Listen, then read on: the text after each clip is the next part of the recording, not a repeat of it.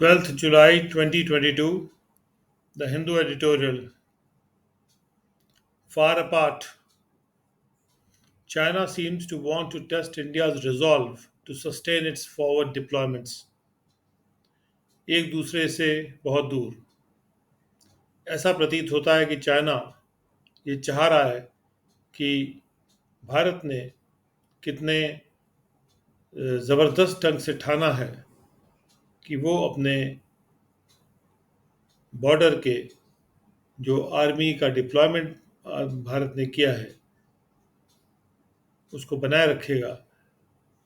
तो उस रिजॉल्व को, उस निर्णय को भारत के चाइना ऐसा प्रतीत होता है कि उसको टेस्ट करना चाहता है। The July 7 meeting between External Affairs Minister S. Jaishankar and his Chinese counterpart Wang Yi on the sidelines of the G20 foreign ministers meet in Bali served as a reminder of the curious state of affairs in India's relations with China. 7 जुलाई को जो external affairs minister यानी विदेश मंत्री Shri S Jaishankar की जो meeting हुई, जो वार्ता मीटिंग हुई, और उनके जो चाइना के सामने वाले जो मिनिस्टर हैं यानी कि एक्सटर्नल अफेयर्स मिनिस्टर चाइना के वांगी, और ये मीटिंग G20 की जो फॉरेन मिनिस्टर्स की, विदेश मंत्रियों की जो मीटिंग हो रही थी उसके साइडलाइंस में हुई बाली द्वीप पर। ये मीटिंग एक रिमाइंडर के रूप में थी, एक याददाश्त के, एक याद दिलाने के रूप में थी। इसने याद दिलाने का कार्य किया कि भारत के जो चाइना से रिश्ते हैं, उनका जो मामला है वो कितना अजीबोगरीब है। That the two ministers had their second meeting in 4 months, Mr. Wang was in New Delhi in March, indicates both sides see value in continued engagement and remain dissatisfied with the current low level of relations. कि ये दो ministers की दूसरी meeting हुई थी 4 महीने में। Mister वांग दिल्ली में थे मार्च में, और इससे ये इंगित होता है कि दोनों साइड वैल्यू देख रही हैं लगातार एक दूसरे से जुड़ने में, और वो असंतुष्ट बने हुए हैं अभी जो रिलेशन, रिश्ते के का जो निचला स्तर है उससे। The problem however is that the commonalities appear to end there. लेकिन मुश्किल ये है कि बहरहाल कि जो कॉमन बातें हैं वो ऐसा लगता है कि वहीं पर ख़त्म हो जाती हैं, यानी वहाँ से दोनों देशों के बीच में अलगाव शुरू होता है। Mister Jaishankar reiterated India's stand conveyed to China on numerous occasions since the start of the LAC tensions in 2020 that normalcy would not be possible without a resolution of the boundary crisis and full disengagement from all friction areas. Mister Jaishankar ने फिर से दोहराई भारत का stand, जो कि भारत ने China को convey किया है, यानी पहले भी बताया है कई मौक़ों पे और न्यूमरस ओकेजन्स, जब से हमारी जो LAC की टेंशन्स हुई थी 2020 में, कि नॉर्मलसी यानी कि साधारण रिलेशंस संभव नहीं होंगे जब तक कि हम ये न ठान लें कि बाउंड्री की जो बुरी हालत है उसको रिज़ॉल्व ना कर ले, तो यानी ठीक ना कर ले, और पूरी तरह से फ्रिक्शन एरियाज़ में से पूरी तरह से डिसएंगेज, यानी अपने एक दूसरे से अपने आप को अलग ना कर लें। The MEA said the External Affairs Ministers called for early resolution of all outstanding issues and reiterated the need to sustain the momentum to complete disengagement from all the remaining areas. Bharat के विदेश मंत्रालय ने कहा कि विदेश मंत्री ने ये कहा कि सारे जो इश्यूज अभी बचे हुए हैं रिजॉल्व होने के लिए, उनको जल्दी रिजॉल्व किया जाना चाहिए, और उन्होंने ये बात भी दोहराई कि हमको उस मोमेंटम को बरकरार रखना है कि जिससे कि हम एक दूसरे से डिसएंगेज कर सके सारे बचे हुए एरियाज़ में से। मतलब हमारी आर्मी एक दूसरे से डिसएंगेज करे, जुड़ाव को ख़त्म करे, क्योंकि अभी वहाँ पे वो ये गुत्थम गुत्था वाली पोजीशन में हैं। It is however clear that Beijing does not appear to share that view. लेकिन बहरहाल भारत ने कुछ भी कहा हो, लेकिन बीजिंग इस व्यू को शेयर नहीं करता है। On the contrary, recent actions suggest Beijing has no desire to resolve the row immediately, which India reasonably sees as a prerequisite for restoring normalcy in relations. और इसके विपरीत हाल के जो एक्शंस लिए हैं बीजिंग ने, वो ये सुझाते हैं कि बीजिंग के पास कोई भी इच्छा नहीं है कि वो इस झड़प को जल्दी रिजॉल्व करे, जबकि भारत रीजनेबली ये देखता है कि जायज़ तरीके से देखता है कि इस रो का इस झगड़े को रिजॉल्व होना ज़रूरी है। वो प्री रिक्विजिट है, यानी होना चाहिए नॉर्मलसी को वापस लाने के लिए हमारे रिश्तों में। Indeed, the official Chinese readout of the Bali talks failed to make a single mention of the LAC crisis, suggesting it is not a priority for Beijing. वाकई में जो आधिकारिक चाइना ने जो विज्ञप्ति जारी की है बाली टॉक्स की, उसने एक भी मेंशन नहीं किया एलएसी क्राइसिस के बारे में, ये सुझाते हुए कि बीजिंग के लिए ये कोई प्राथमिकता नहीं है। Instead, it emphasized Beijing's current interest in engaging with India on multilateral groupings such as BRICS and the SCO, which China and Russia see as valuable platforms to counter the West and to promote, as Mr. Wong put it, a fairer international order. और इसके बजाय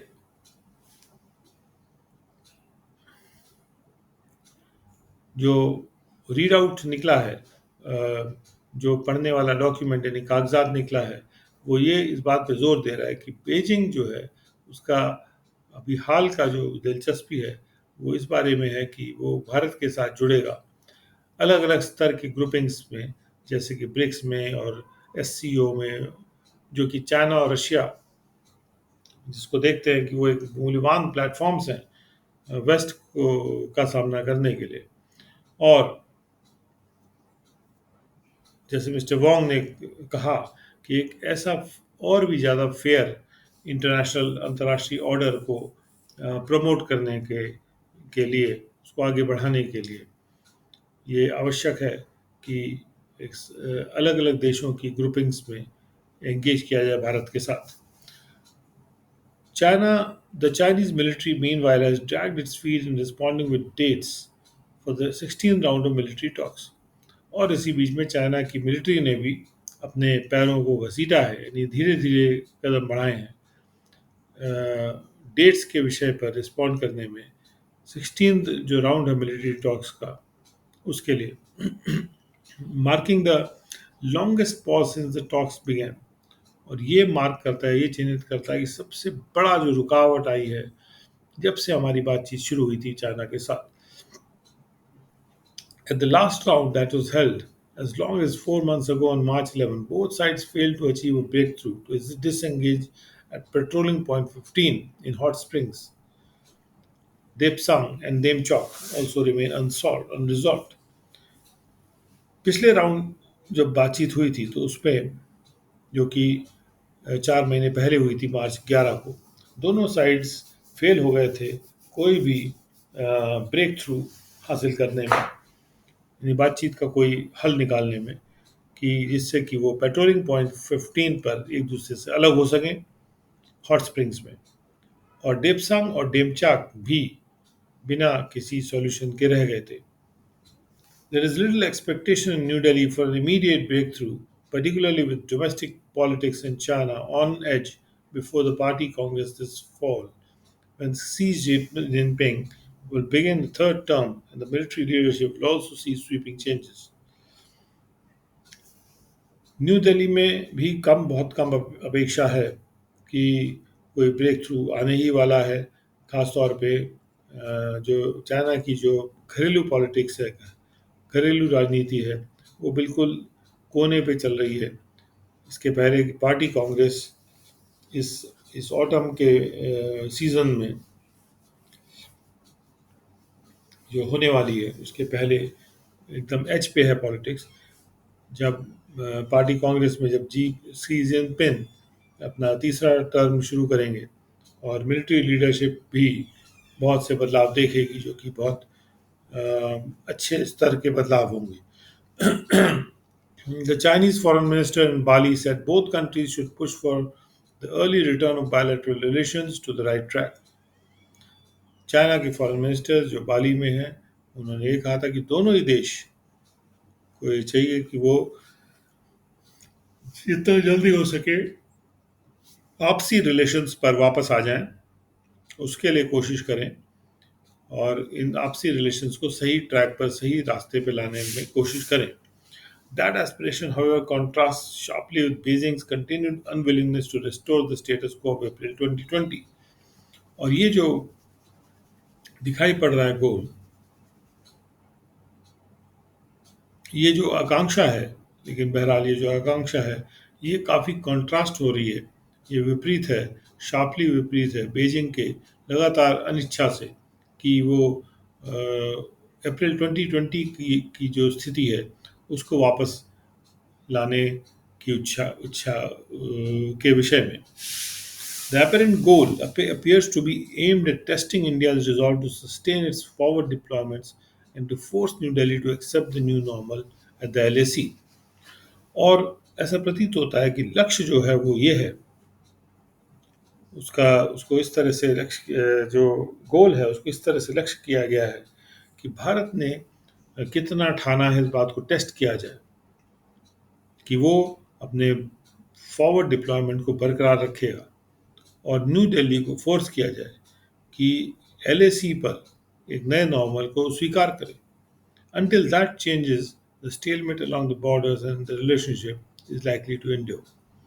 और जब तक कि ऐसा ना हो कि ये स्थिति में इस स्थिति में बदलाव आए, तो बॉर्डर पर जो रुकावट आन पड़ी है और जो रिलेशनशिप में जो रुकावट आन पड़ी, जो स्टेलमेट हो गया है, वो ऐसा लगता है कि आगे भी बरकरार रहेगा, बना रहेगा।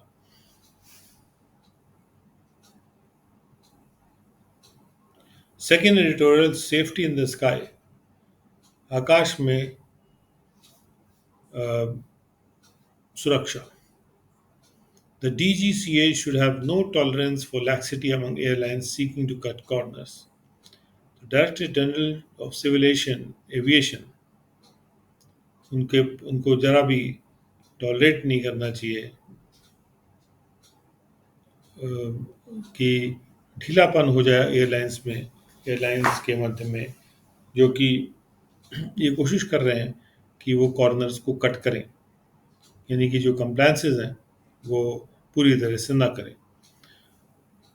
Bird hits, cracked windshields, component failures, engine compressor surges and blade failures, flight deck indicator and system related warnings, flight diversions and mid air engine shutdowns, pressurization problems, and a case of severe turbulence in the monsoon. These aviation related occurrences in Indian skies in recent months, reaching a crest over the last 30 days, with most of them affecting one airline, have raised concerns about air passenger safety। चिड़िया की मार लग जाना, जो खिड़की है उसको crack कर जाना, कंपोनेंट्स का फेलियर, इंजन कंप्रेसर में भड़क आ जाना और ब्लेड के जो फेलियर्स होते हैं, यानी कि जो हवाई जहाज में जो ब्लेड लगा होता है उसका जो फेलियर है। उसके बाद फ्लाइट डेक जहाँ से फ्लाइट उड़ाई जाती है वहाँ पर इंडिकेटर सिस्टम होता है और सिस्टम रिलेटेड वार्निंग्स भी वो देता है। फ्लाइट का रास्ता बदल दिया जाना या हवा में ही इंजन का शटडाउन हो जाना, कभी-कभी हवा के दाब की प्रॉब्लम्स और मानसून में बहुत सा टर्बुलेंस आ जाना, उथल-पुथल आ जाना, ये सारे एविएशन से रिलेटेड, यानी हवाई यात्रा से या हवाई उद्योग से जुड़े हुए ये घटनाएं हैं जो भारत के स्काईज में हुई हैं हाल के महीनों में। और ये एक चोटी पर पहुंच गए थे पिछले 30 दिन में। और ज़्यादातर ये जो घटनाएं थी एक एयरलाइन पर असर कर रही थी और उसने इस बात ने चिंता व्यक्त कर दी है एयर पैसेंजर सेफ्टी के बारे में In its show cause notice issued recently to SpiceJet, the career in focus, the Director General of Civil Aviation has highlighted some of the reported events. एक जो शो कॉज नोटिस इशू किया गया था, कारण बताओ नोटिस, जो कि हाल में इशू किया गया था स्पाइस जेट नाम के एयरलाइन कंपनी को, जो कि फोकस में करियर है, यानी जो सामान पैसेंजर्स ले जाने वाला जो करियर है, यानी हवाई जहाज। और जो इस चिट्ठी में डीजीसीए ने हाईलाइट किया था कि कुछ जो इवेंट्स रिपोर्ट किए गए थे उनको, in its tersely worded observations on the low cost airlines' operations, a fleet of narrow body jets and turboprops, the aviation regulator has pointed to a degradation of the safety margins and touched on poor internal oversight and inadequate maintenance actions. अपने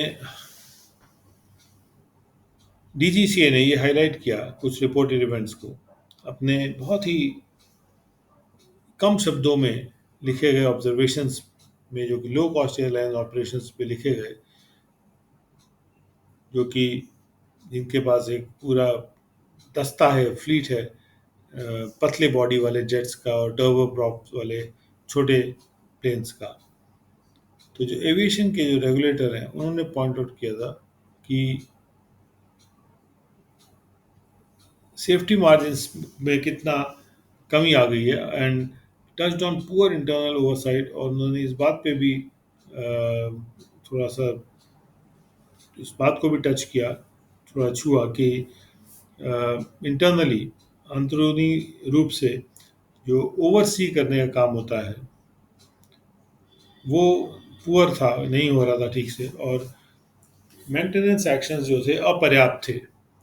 further DGC has added a financial assessment could point to a shortage of spares and therefore the invocation of flying with a minimum equipment list। और भी DGCA ने ये जोड़ा है कि एक financial आकलन किया जाएगा, आकलन किया गया था सितंबर 2021 में, और वो हो सकता है कि ये पॉइंट आउट करेगा कि स्पेयर्स का शॉर्टेज जो था उसको पॉइंट आउट करेगा, और इसलिए ये आह्वान किया जा रहा है कि जो फ्लाइंग है लोगों के द्वारा वो कम से कम इक्विपमेंट की लिस्ट के साथ की जानी चाहिए, यानी कम से कम जो इक्विपमेंट होना चाहिए उसकी लिस्ट भी जारी की गई है। In its initial response, the entire management has put forward a defense of being an IATA operational safety audit air carrier। अपने शुरुआती रिस्पांस में एयरलाइन मैनेजमेंट ने अपने डिफेंस में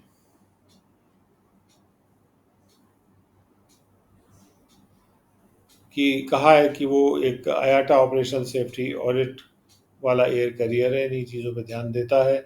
और दूसरी बात उन्होंने कही है कि अगर ये देखा जाए कि किस स्केल के फ़्लाइट ऑपरेशंस उनके इंडिया में हो रहे हैं, तो ministry of civil aviation data के अनुसार 5,268 एयरक्राफ्ट के मूवमेंट हुए हैं डोमेस्टिक सेक्टर में। तो on July 10 such incidents are not an aberration. तो ऐसी घटनाएं जो हैं वो कोई नॉर्मल से अलग बात नहीं है, यानी होती रहती हैं। It has even cited an average of 30 such episodes a day with some official sources are backed.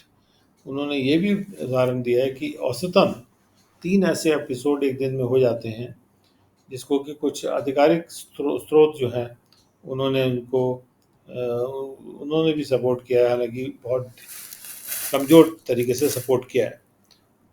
The metric is problematic. Even aviation experts concur on this. There is no comparison with a global standard or even a category breakup. Problem इस बात की है कि हम major किस unit में कर रहे हैं किसी चीज़ को। इवन एक्सपर्ट्स भी इस बार मामले में यही राय रखते हैं। एक वैश्विक स्तर के स्टैंडर्ड के साथ कोई कंपैरिजन नहीं हो सकता, या कोई कैटेगरी ब्रेकअप भी इतने आसानी से नहीं किया जा सकता है।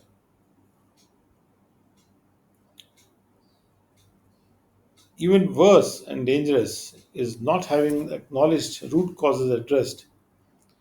और भी बुरी बात तो ये है और ख़तरनाक बात यह है कि जो स्वीकृत रूट कॉजेज हैं, कारण हैं जो प्रॉब्लम्स के, उनको संबोधित किया जाए। ये नहीं हो रहा है। In the DGCA's annual safety review 2020, DGCA का जो एनुअल सेफ्टी रिव्यू आया 2020, उसमें एडिशन 5 आया है। उदाहरण के तौर पे डेफिशिएंट मेंटेनेंस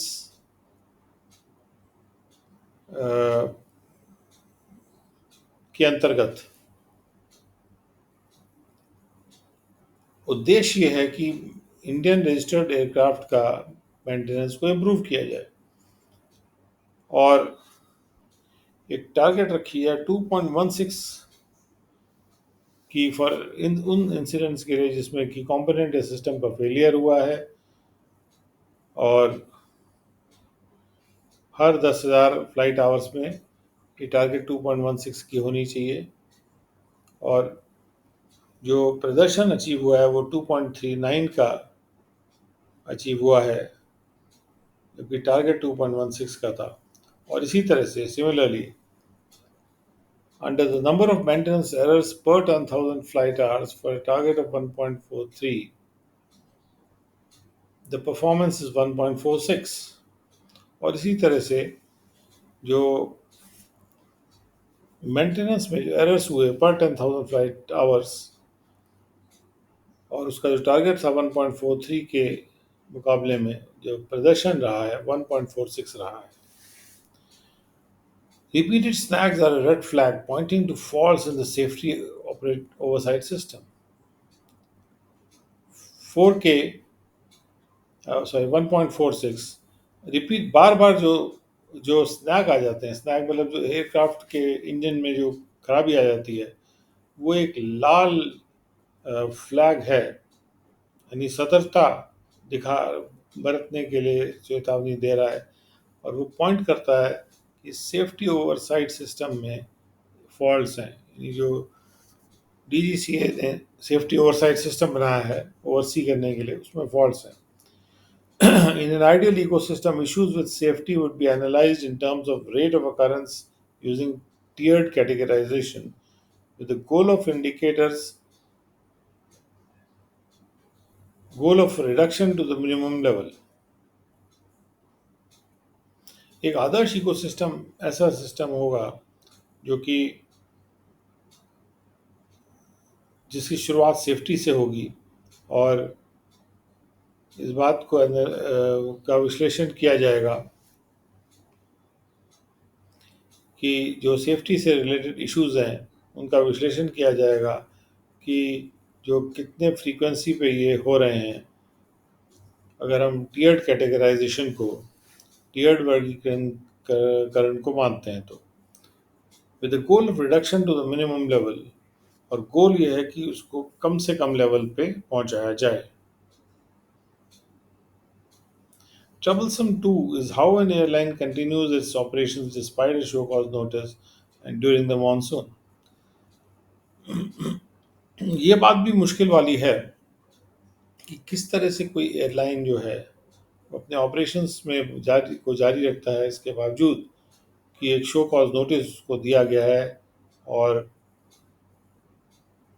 मानसून के दौरान भी अपने अपने कार्य को जारी रखता है। With passenger numbers climbing back to pre-COVID-19 levels, the entry of new airlines, the existing players indicating aggressive fleet expansion plans, and an international safety audit that is happening once too often for India, the regulator needs to be nimble and more vigilant. Passenger के numbers जब वापस चढ़ के pre Covid levels तक पहुंच गए हैं,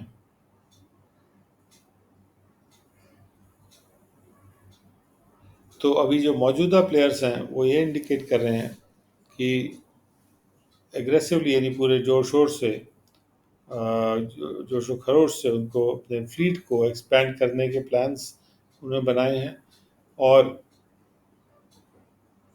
एक अंतर्राष्ट्रीय सेफ्टी ऑडिट जो कि कुछ ज़्यादा ही हो रहा है इंडिया में,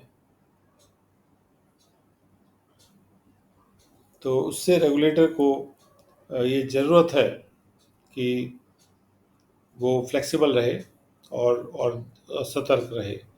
the industry watchword safety cannot be glossed over. Industry का जो वॉच वर्ड है यानी सेफ्टी, जिस पे ध्यान दिया जाना चाहिए, उसको केवल ऊपरी सतह से को टच करके या देख के पार नहीं निकल जाना चाहिए। इसको ध्यानपूर्वक सॉल्व करना चाहिए इस प्रॉब्लम को।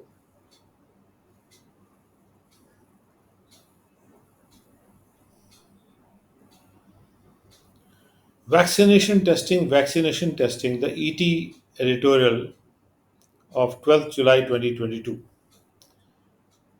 पहली बात पहले, पैंडेमिक अभी तक खत्म नहीं हुआ है और भी इन्फेक्शस स्ट्रेन्स यानी जो उसके कोरोना के अलग कोरोना वायरस के अलग अलग रूप जो कि संक्रामक रूप हैं, वो कोरोना के नंबर्स को ड्राइव अप कर रहे हैं, पुश कर रहे हैं ऊपर की ओर। बहुत ज़बरदस्त ढंग से और जोशो खरोश के साथ जो वैक्सीनेशन हुआ है उसने ये सुनिश्चित कर दिया है कि ज़्यादा से ज़्यादा जब कोविड के शिकार भी लोग हो जाते हैं, कोविड पकड़ भी लेते हैं, तो फिर भी कोविड जो है एक और भी माइल्ड डिजीज़ के रूप में वो सामने आता है। लेकिन बहरहाल अगर हम लंबे अवधि के इफ़ेक्ट्स को देखें, जो अभी भी पढ़े जा रहे हैं, इनका अध्ययन किया जा रहा है, सबसे अच्छा ऑप्शन ये है कि इसको स्प्रेड होने ना दिया जाए, फैलने ना दिया जाए।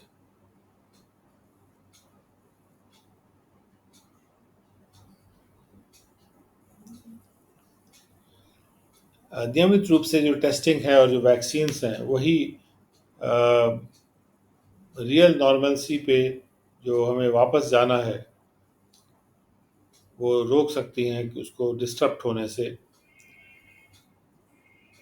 और भी जो माइल्ड रूप में यानी कि उतने कम तीव्र रूप में जो कोरोना वायरस सामने आया है, उसका मतलब ये है कि सिम्टम्स जो होते हैं वो वो माइल्ड हैं और उससे ये होता है कि टेस्ट कराने की अर्जेंसी कम हो जाती है। काफ़ी बार ऐसा होता है कि कोविड इन्फेक्शंस बिना डिटेक्ट हुए ही रह जाते हैं। अगर हम नियमित रूप से टेस्टिंग करेंगे तो उससे ही हम इस बात को अवॉइड कर सकते हैं। लेकिन ये बहरहाल बहुत महंगा है। अगर हम जो इसके मुकाबले में जो कम खर्चीले हों, घर में किए जाने वाले टेस्ट होते हैं, उनको थोड़ा ज़्यादा पॉपुलर बना दें, तो वो एक ऑप्शन है, वो एक विकल्प है। जो लोग ट्रैवल करते हैं और बार-बार लोगों से मिलते हैं, उनको रेगुलर तरीके से यानी नियमित रूप से अपने घर में टेस्ट करना चाहिए, एक निजी सेफ्टी के रूप में और पब्लिक हेल्थ के को ध्यान में रखते हुए। बहुत से लोगों के लिए ये भी बहुत खर्चीली बात है। तो जो रिलायबल यानी जिस पे निर्भर किया जा सकता है, यानी आरटी-पीसीआर टेस्ट और रैपिड एंटीजन टेस्ट, ये फ्री हैं या बहुत कम फीस में हैं। और ये जो टेस्ट की सर्विसेज हैं पब्लिक हेल्थ इंस्टीट्यूशंस में दी जा रही हैं, यानी सरकारी हेल्थ संस्थानों में दी जा रही हैं। और ये मदद करेगा कि जो कम इनकम वाले वर्क फोर्सेस हैं जैसे delivery persons, courier, shop workers etcetera, उनकी हेल्प करेगा। ऑफिसेज और फैक्ट्रीज के पास रेगुलर टेस्टिंग होनी चाहिए। जो डॉक्टर्स थे उन्होंने ये पाया था कि अगर किसी को कोविड हो जाता है, उससे 3 महीने की इम्यूनिटी हो जाती है। और इसीलिए रेगुलेटर से सुझाव आया है कि हम रिकवरी जो कर रहे होते हैं लोग, उनसे वैक्सीनेशन को जितना उस थोड़ा डिले कर दें। Vaccine and Covid induce immunity mean a longer safe period. अगर हम वैक्सीन भी लगा लेते हैं और कोविड की वजह से भी एक इम्यूनिटी प्रेरित हो जाती है हमारी बॉडी में। तो इसका मतलब है कि हमारा जो सेफ पीरियड है वो और भी लंबा हो जाता है, जिसके दौरान हमें इम्यूनिटी रहेगी। और अगर ये देखा जाए कि ये जो कोरोना वायरस का स्ट्रेन है ये बहुत ज़्यादा इन्फेक्शियस है, यानी संक्रामक है, और सिम्टम इसके बहुत कम है, और साथ साथ पॉपुलेशन की डेंसिटी बहुत ज़्यादा है, तो अगर टेस्टिंग बढ़ती है तो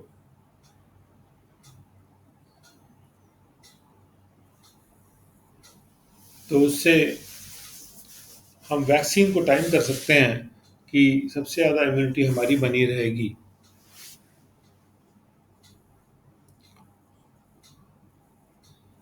भारत की जो खराब हवा की क्वालिटी है वो भी जो कमजोरी होती है कार्डियो पल्मोनरी डिजीज़ की, एफ्लिक्शन यानी डिजीज़, कार्डियो पल्मोनरी का मतलब है हार्ट डिजीज़, उसके प्रति व्यक्ति जो वीक हो जाता है वो इसलिए होता है क्योंकि बहुत पुअर एयर क्वालिटी है। और कोविड के प्रति एक बहुत मजबूत इम्यूनिटी बहुत ही ज़रूरी है, और जैसे जैसे टेस्टिंग बढ़ेगी वैक्सीन्स को पूरी तरह से इस्तेमाल किया जा सकता है, जिससे हम इम्यूनिटी को मैक्सिमाइज करें, यानी सबसे ऊंचे स्तर पे लेके जाएं। More testing, timely vaccination, including a second booster for vulnerable populations, will have to be the way ahead. और टेस्ट करना, टाइम से वैक्सीनेशन देना, जिसमें कि एक दूसरा डोज भी, बूस्टर डोज भी शामिल है वल्नरेबल पॉपुलेशंस के लिए। और यही आगे के लिए रास्ता हो सकता है।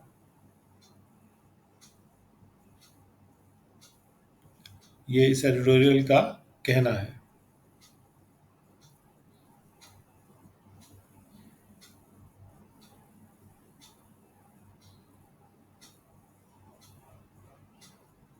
The digital payment ecosystem needs more बिगीज। Digital payment का जो हमारा इकोसिस्टम है उसमें और बड़े बड़े कंपनियों का होना जरूरी है, बड़े बड़े प्लेयर्स का।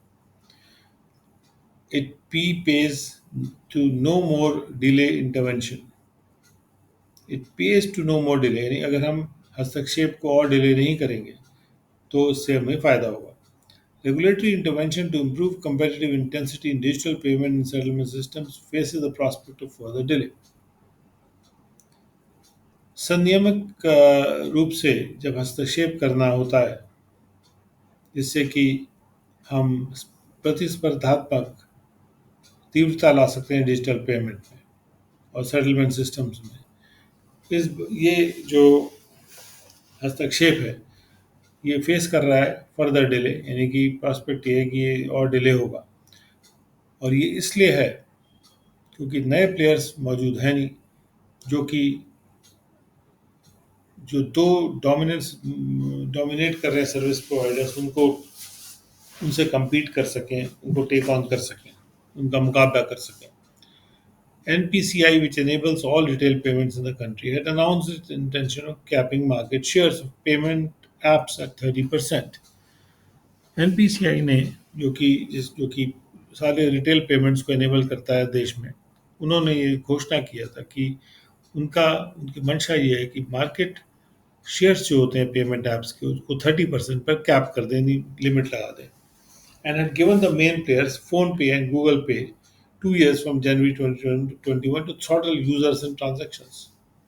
और उन्होंने जो मुख्य प्लेयर्स थे फोन पे और गूगल पे, उनको 2 साल का समय दिया जनवरी 2021 से कि वो यूजर्स और ट्रांजेक्शन्स को कम करें। With pandemic feeding demand for online payments, these two entities have grown their combined market share to 81% by volume। क्योंकि पैंडेमिक जो है वो डिमांड को फीड कर रहा था ऑनलाइन पेमेंट्स के लिए, तो ये जो दो एंटिटीज़ हैं यानी फ़ोन पे और गूगल पे, इन्होंने अपना जो कुल मिला के मार्केट शेयर है वो 81% पे ले गए बाय वॉल्यूम, और 84% बाय वैल्यू भी ले गए हैं।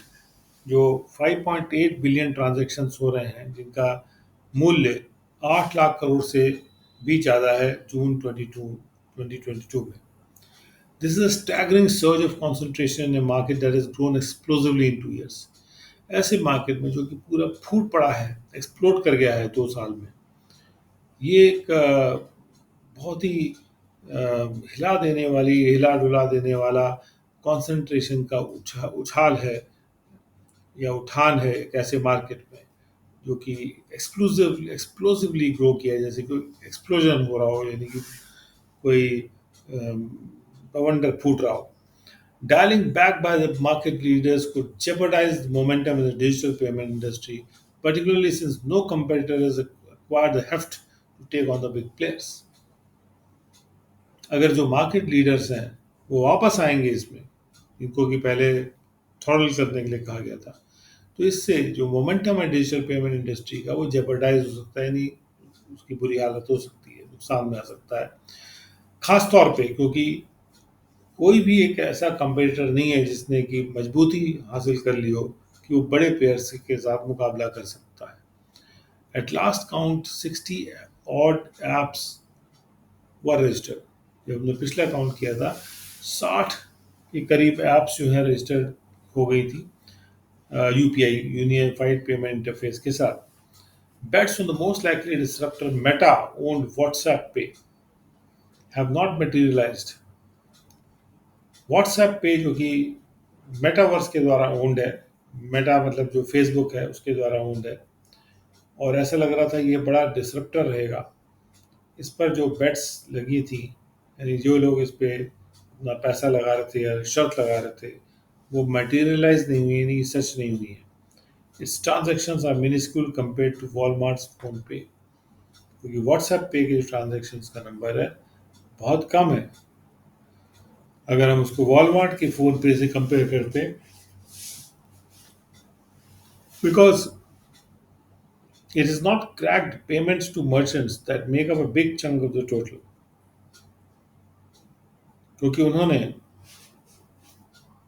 इस बात का भी सोल्यूशन नहीं निकाला है कि कैसे मर्चेंट्स को पेमेंट कैसे किया जा सकता है, जो कि कुल मिला के जिसका अमाउंट जो है एक बड़ा टुकड़ा है टोटल का.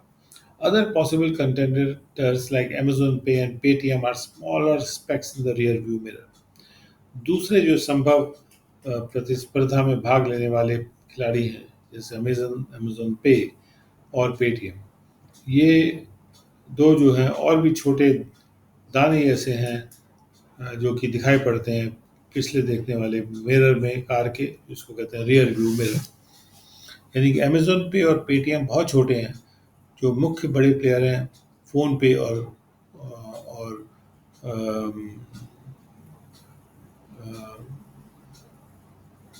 एक तो वॉलमार्ट का ये जो फ़ोन पे है वो बहुत बड़ा इसमें प्लेयर है, और गूगल पे. मार्केट शेयर्स जो डिजिटल पेमेंट्स में है, गेम जो खेली जाती है डिजिटल पेमेंट्स की का जो खेल है, उसमें जो मार्केट शेयर्स हैं वो बड़े हैं नेटवर्क के इफेक्ट से और कैशबैक की वजह से भी. यानी जो बड़े प्लेयर्स हैं वो कैशबैक देते हैं तो उससे लोग डिजिटल पेमेंट करना शुरू कर देते हैं, और उनका नेटवर्क इतना स्ट्रांग है कि वो सब लोगों तक पहुंच जाता है. यानी इवन मोबाइल से भी आप पेमेंट कर सकते हैं. The pool thus narrows down to handful of players. तो इसलिए जो पूल है वो कुछ ही हाथ में गिन सकते हैं अपने प्लेयर तक पहुंच जाता है, जिनके बड़े बड़े सब्सक्राइबर बेस हैं और गहरे पॉकेट भी. One or more of them will have to be encouraged to flex their marketing muscle, while the top two players will have to be told to go easy. ये जो थोड़े छोटे players हैं one और more of them, उनको प्रोत्साहित करना पड़ेगा कि वो अपने मार्केटिंग के मांसपेशियों को और फ्लेक्स करें, यानी कि और उसको मतलब जैसे उनको और बड़ा करें, फुलाएं, यानी खूब मार्केटिंग में वो जाएं. जबकि जो दो बड़े प्लेयर हैं उनको ये कहना पड़ेगा कि वो आसान थोड़ा सा धीमे धीमे चले, नहीं तो ये छोटे प्लेयर्स पनप नहीं पाएंगे. A black swan event like the COVID-induced surge in digital payments is not likely to recover. एक ब्लैक स्वॉन टाइप का जो है काले हंस वाला इवेंट, जैसे कि कोविड के द्वारा जो प्रेरित किया गया था जो उठान पे प्रेरित की गई थी डिजिटल पेमेंट्स में। तो ऐसा चांस नहीं है कि फिर से ऐसा कोविड आएगा और फिर डिजिटल पेमेंट्स बढ़ेंगे। Gradualism could be one way out for the NPCL. और एक रास्ता हो सकता है, एक रास्ता इससे बाहर निकलने का हो सकता है कि धीमे धीमे चला जाए, लेकिन but delaying the deadline for capping market shares could entrench the market further against disruptors. लेकिन अगर हम मार्केट शेयर्स को कैप करने को की डेडलाइन को डिले करेंगे, उससे मार्केट को और ज़्यादा मजबूती मिलेगी। मजबूती डिले ना करने से मिलेगी। जो डिसरप्टर्स हैं उनके उनके खिलाफ। तो delaying the deadline for capping market shares could entrench the market further against the disruptors। जो डिसरप्ट कर देते मार्केट को उनके खिलाफ चली जाएगी अगर हम डेडलाइन जो है मार्केट शेयर्स को कैप करने की डिले करेंगे। यानी हमें चाहिए कि डिसरप्टर्स को सपोर्ट करें और ये डेडलाइन जो है वो डिले करें।